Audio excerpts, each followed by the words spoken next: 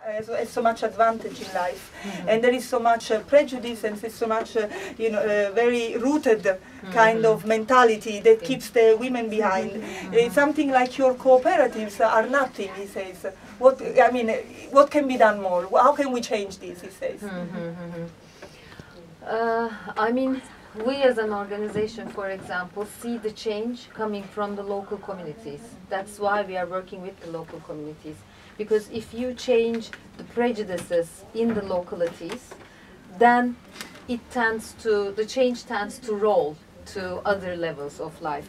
So as our organization, our change theory is to change at the local level, working with the local woman, the grassroots woman. But for example, there are other NGOs that are doing big campaigns, for example, violence against women. İşte kadın cinayetlerini durduracağız platformu. For example, they are doing big campaigns to break those prejudices and to end violence against women. No, if there is societies where women have an active role, are societies that are more democratic. Yes. If you look at Turkey 50 years in the future, do you think that the demographics will change?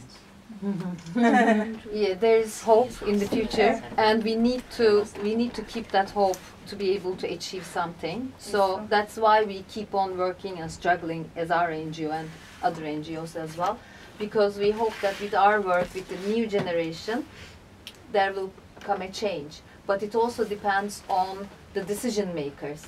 So you will become voters one day. So when you vote, you need to think which government will work for women's equality, income equality for the country, for the world, or will you be the decision makers that will have an impact on those decisions? I think this is a sociological issue, that if one of you is going to be, for example, an academician, a sociologist or something, I think this is the case around the world now.